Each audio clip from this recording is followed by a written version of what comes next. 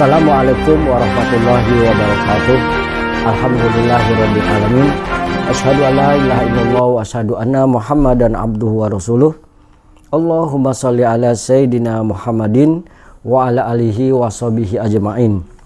Ilahi anta maksudi wa ridhoka matlubi a'tini mahabbataka wa ma'rifataka.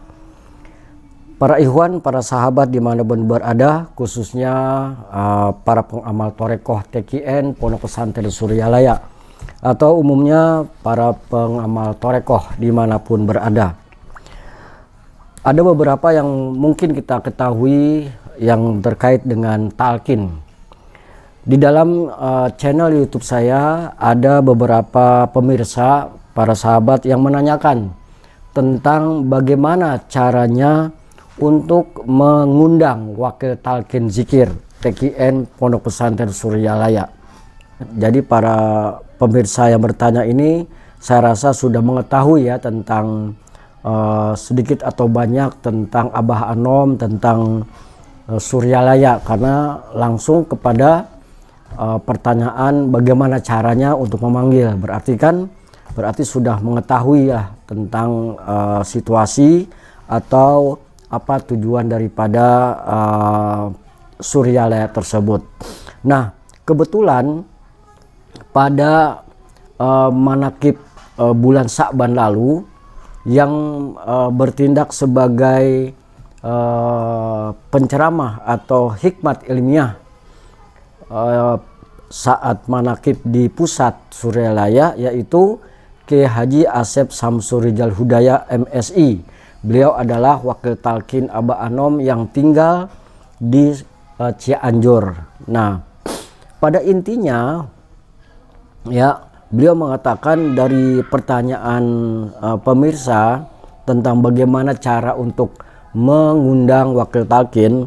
Nah, di sela-sela daripada ceramah beliau mengatakan bahwa kalau ada ikhwan, sahabat atau teman-teman atau jamaah yang kebetulan mungkin para sahabat di tempatnya masing-masing sebagai pembina atau sebagai ustadz di lingkungannya, ada teman atau jamaah yang ingin talqin, maka yang penting adalah ajaklah dia ke Suryalaya, datang ke Suryalaya.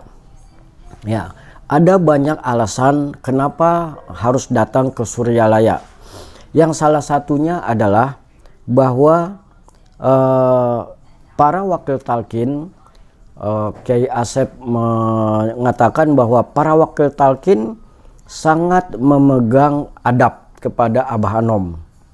Beliau memegang pesan Abah Anom bahwa tugas wakil talqin adalah mentalqin bagi mereka yang sedang uzur, berhalangan datang ke Suryalaya, entah itu karena sakit atau karena sudah tua atau sebagainya. Pokoknya orang-orang yang atau jamaah yang ingin talqin itu tidak sanggup dan dia ingin ditalqin, maka tugas wakil talqinlah untuk mendatangkan orang yang atau jamaah yang akan ditalqin. Yang kedua, jangan sampai terjadi misinformasi atau miskomunikasi. Jangan sampai salah, kalau sudah datang ke Suryalaya maka kita akan mengetahui bahwa banyak yang memahami, entah itu dari medsos atau mendengar dari yang tidak jelas informasinya, menganggap bahwa Suryalaya itu adalah untuk mencari kedikdayaan, untuk mencapai kesaktian. Padahal itu tidak. Dengan mendatangi langsung ke Suryalaya, itu akan mengetahui apa tujuan Abah Anom mengajarkan zikir. Dan yang terpenting lagi, agar kenapa datang ke Suryalaya diantar oleh pembina atau yang sudah talqin, supaya tidak tersesat baik itu tempatnya, karena kenapa?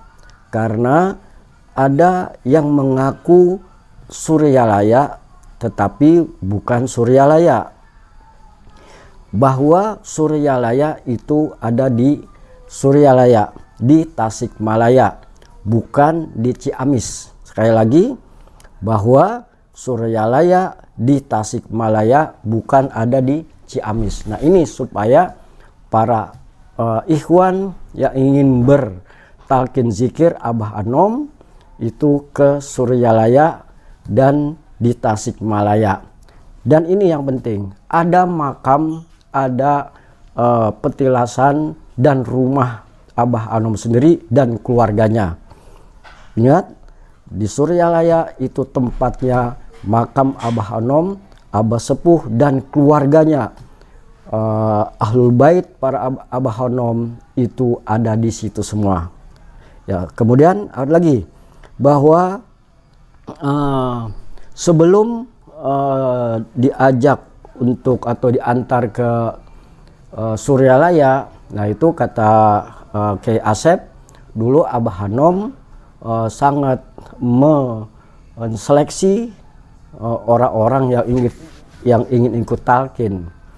Ditanya dulu apa tujuan untuk talqin zikir, bahkan dulu sangat ketat, harus usianya 40 tahun dulu. Nah, dengan situasi perkembangan zaman, maka Abah Anom mempermudah para ikhwan-ikhwan atau umat Islam yang ingin belajar zikir dengan melalui talqin.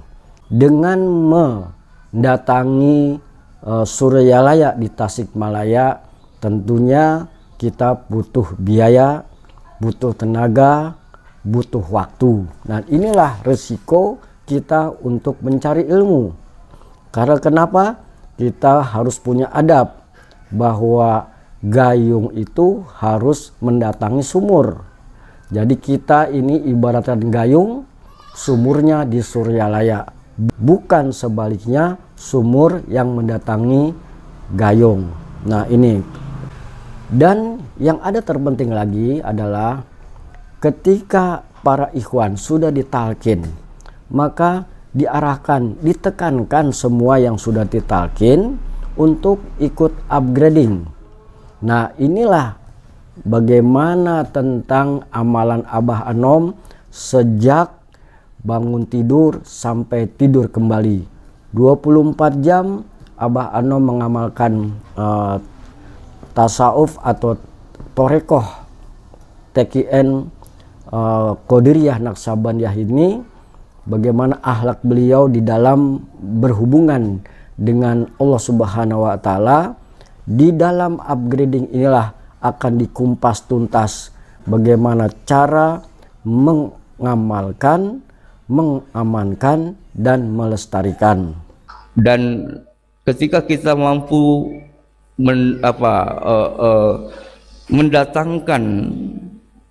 mendampingi orang yang mau talqin lalu dibawa ke Suryalaya, itu yang utama.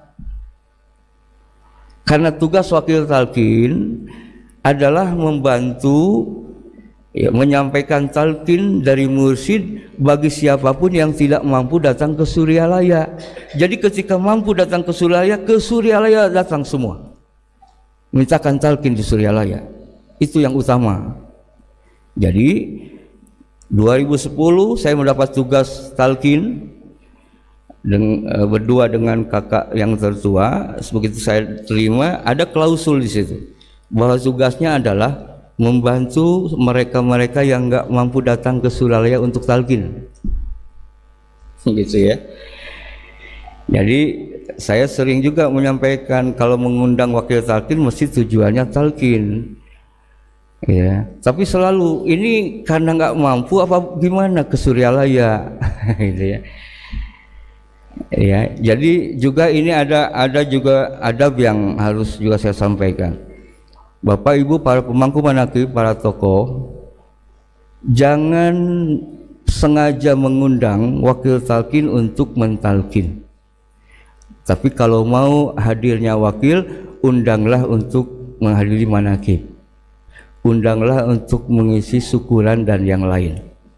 Begitupun kami para wakil talqin tidak sengaja atau tidak boleh adabnya sengaja datang pergi dengan niat untuk mentalkin, begitu. Jadi sama-sama. Ada pengecualian kalau sengaja datang itu bagi mereka yang sudah uzur.